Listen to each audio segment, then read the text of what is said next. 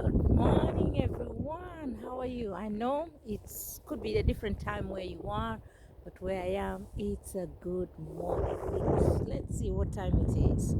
Let's see what time it is, Esther. It's just 9 minutes to 9 a.m. in the morning, and I'm out here. The weather is not so friendly today. It's drizzling, drizzle, drizzle. There's still snow that is still melting in the background there, so it tells you the temperatures are still very low. But here I am. And one of the things I want to talk about today is education and learning and schools. In some places today, schools have opened, and behind me and even on this field belongs to a school, a primary school, but there's no child at this hour playing here or anything. It's only people who are walking their dogs and people who are having fun like Esther. It's cold. It's not so much fun. It's cold. But I decided I'm going to encourage myself and come out for a walk, regardless of how the weather was looking like. Now I'm talking about schools because that's the thought that woke me up this morning, and I was thinking today being the 4th of January 2021, some schools are open and some other schools will be opening next week on the 11th, and the others could be opening on the 18th. I mean, the government directive, particularly for colleges and schools, for colleges mainly, it's the 18th, so that I think we can give time to see whether we can cut down on the spread of coronavirus. 14 days kind of isolating self after Christmas indulgence. Yes, today schools have opened, and the primary school behind me here, I saw some people going there, but I haven't seen as many as I was hoping to see on a school day. Anyway, what do I mean? When we go to schools or when we go through the education system, those who have created the system have encouraged us and told us that schools will make a future for you. We used to be told if you go to school, then you're carving a career for yourself for the future. You're making a life out of it. Yes, it's good to be literate because you go to school to be literate, to be able to read and write, to be able to count and all that. Basic primary school education is very good at doing that, and we do learn how to read and write. That's fantastic. It would be very difficult in this day and age for you and me not to be able to read and write. But I know there are people who are not able to read and write. And I know when I was growing up, they were telling us of those stories where if someone was not able to read and write, they would be misled by people because they would be reading like, oh, there's a letter from your relative and they want such and such a money, and you need to go and put this money on the lamp post, something of the sort. It used to happen. We used to hear such stories. Why? Because they were not able to read the letters that had been written to them by their relatives. It's good to go to school, to be literate, to learn how to read and write. And it's also good to dream that schools will open opportunities for you. But unfortunately, there has been so many subjects and so many other things that are taught in school that never become anything to us. They don't necessarily become a career. They don't necessarily become a vocation. They don't become anything in our lives. So sometimes you're taught up to 8 subjects, and those 8 subjects, you'll never be able to apply them anywhere. But in the process of learning those subjects that you don't like, there is part of taking what is necessary for you. I call it selective learning. Even the scholars call them selective learning or selective attention. You just only pay attention to what you think is adding fun to you or adding value to you, and then the rest of them you forget. In the same way, for those who go to church like me, yesterday I went to church online, and we do learn a lot, and every Sunday we've been going to church for many years. But most of the time, if you ask me what I learned from church, I may not be able to remember much. I only remember the selective bits that I decided to choose to remember, or rather my mind selected to choose to remember. And why am I talking about again this? It's to do with the things we meditate on Meditation is a big thing now, but the type of meditation people are talking about is like the yoga type of meditation or the Eastern type of meditation. I'm not talking about that. I'm talking about meditation as in thinking through what you are going through in life, thinking through what you are learning, thinking through what you're listening to, thinking through what you're seeing. And if it's adding value to you, reflect on it and see how it's adding value to you.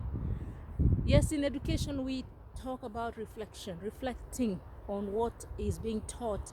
If we don't reflect on what we are being taught or what we are learning, then it doesn't stick, it doesn't stay, it doesn't add value to ourselves. And in the same way, like this morning, I've been meditating on what I was thinking this morning, and I have really contemplated not either talking about it because I was feeling like, oh, is this subject really of value? But it is of value because I'm thinking schools are opening and we will be giving people hope. In Africa, in Kenya in particular, children are encouraged to learn and children are encouraged to go to school. Children are encouraged to put effort in class, in school. But the problem is sometimes we do rote learning. We cram and we repeat the same things so that we can remember them for exams, so that we can pass exams, so that we can go to good schools. That's not enough. Just learning to pass exams and to go to good schools is not enough. But if it helps you to go to the school that you wanted and then to the career that you wanted, then it's good. Now, lockdown has taught us a lot of lessons, that there's essential services. There are those things that need us to be workers. There are those things that need us to continue with life. And yesterday and the day before, I was talking about the food ministry to the stomach. Yeah, so we need food. And if you're studying anything to do with food, that's fantastic. People don't like agriculture. And most of the time when people learn about farming and agriculture, it's what they learn from their parents or from just doing nature, planting seeds and cultivating them and harvesting them. So the food industry, for example, it's a good way of learning, but less people learn about agriculture and it's not taught as much in schools about farming and all that. The other essential industry that really helped us is the health industry. In Kenya, I know health is expensive. Maintaining health, hospitals, medical bills are very high, and it doesn't mean that the doctors and the nurses sometimes know exactly what they're doing, but most of them do know, particularly those who do surgeries and all that. But it also takes, sometimes when it comes to diagnosis, I haven't been feeling very great in the last 2 months, and when I've been going to the doctors, they haven't quite discovered what is wrong with me. But what they've been doing is researching in their Google, in their books, and based on the symptoms you give them. So we learn things as we go along. Doctors also learn things as they go through the experiences. So they're education subjects, they're careers that you are taught on how to be practical with them, and they are essential services. Don't get me wrong, not all doctors may lack ways of diagnosis, but what I'm trying to say is that sometimes we go through education system in the hope that it will save the world. It doesn't necessarily do much justice as we hope it would do. Education is good, we learn to be literate. Education is good, we learn how to count our money. Education is good, it helps us to socialize with one another. But not every subject in school is valuable or adds value to our lives. Some of the subjects do add value. I want to encourage those who are going to school, study and reflect. Those who go to church, study and reflect, listen and reflect. Take in what is adding value to you, and it may be valuable in your life in future. My English with my wonderful accent was learned in school, but I didn't stop there. I continued to learn even in my adult life, and I continue to improve. There are things that I do in this life. I do them and I reflect on them, and they do help me in my day-to-day life.